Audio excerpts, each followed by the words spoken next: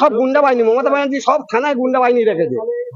আমি অনুরোধ করব এদেরকে সাবস্ক্রাইব করবেন, এদের পাশে থাকবেন, এদেরকে আর্থিক সহযোগিতা করবেন। এইভাবে তোমরাও সব সাবস্ক্রাইব করে রাখবে, তাহলে কি এক একদিন এক একটা কথা বলুন তোমার কথা। মমতা ব্যানার্জি থানা বলে রাখেন দক্ষিণ 24 পরগনায়, সব তো গুন্ডা ইয়ে করে রেখেছে। তা আমি চাই ফাঁসি চাই। এসপি এই ঘটনাটা হইতেছে, তাকে ফাঁসি চাই। পুলিশের ফাঁসি চাইছে, ওই পুলিশের ফাঁসি চাইছে আইডিএফ সরকার। এই যে মানুষ বিবাদে বললে পুলিশের কাছে যায়, সেই পুলিশের কাছে গিয়ে বাঁচতে পারছে না মানুষ। পুলিশ তো নেই, গুন্ডা, সব গুন্ডা বাহিনী। পুলিশ নেই, সব গুন্ডা বাহিনী। সঠিক বিচারও রাখছে না, সব গুন্ডা বাহিনী। মমতা ব্যানার্জি সব থানায় গুন্ডা বাহিনী রেখেছে। এখন আপনারা কি চাইছেন? এখন চাইছি ফাঁসি। সিদ্দিক ছিল সকলের দেখতে শুনতে ভালোবাসাবাসী, অথবা ধরো সকলে ভালোবাসতো। আর কি আর বিচার কথা বলবো, চোরের রাজত্বে কোনো বিচার নেই, সালিসি নেই, কোনো মানে হরণ করলে তার কোনো বিচার নেই, মার্ডার করলে কোনো বিচার নেই।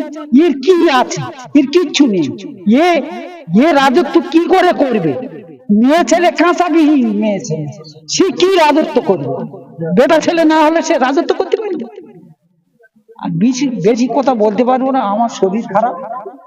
আমি আর কার্যকলাপ আপনি কতটা সন্তুষ্ট? পুলিশের কোনো বিশ্বাস নেই, কারণ পুলিশ আমাদের উপরে যা অত্যাচার করে গেছে, মানে কি বলতে আমাদের ঘৃণা করতে। যখন আবু সিদ্দিককে একবার তুলে নিয়ে গেল রাত্রিরে, পরের দিন বিকাল 5টার সময় তাকে আবার পুলিশ ফিরতে নিয়ে এলো, আপনারা গ্রামের মানুষ আপনারা প্রতিবাদ কেন করেন? আমরা কি করে প্রতিবাদ? পুলিশ তো আমাদের ঘেঁষতে দেয়। পুলিশ আমরা যে কথা বলবো আমাদের ঘেঁষতে দেয়নি পুলিশ। এমনকি লেডিস পুলিশ পর্যন্ত এখানে নিয়ে এসেছে।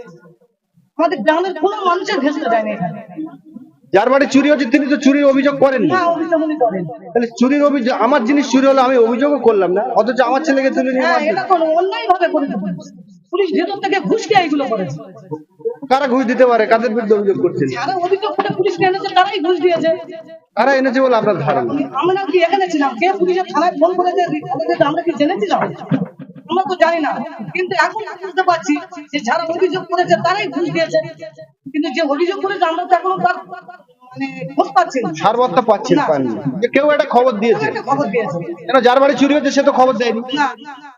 তাহলে যে দুটি বাচ্চা যে স্বর্ণ চুরি করেছিল, মূলত তারা যারা চুরি করেছিল, তাদের ফ্যামিলির কেউ হয়তো পুলিশকে ডাকতে পারে।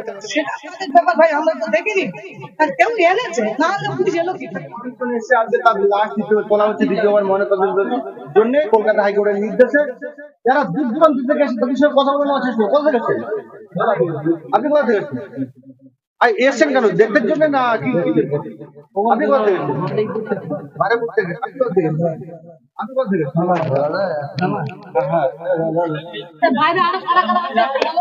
আপনি কোথা থেকে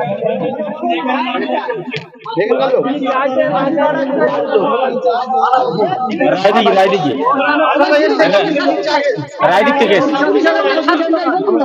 আমরা শাস্তি চাই, ফাঁসি হোক, ফাঁসি হয় যেন। আমরা পাড়াপুর থেকে এসেছি,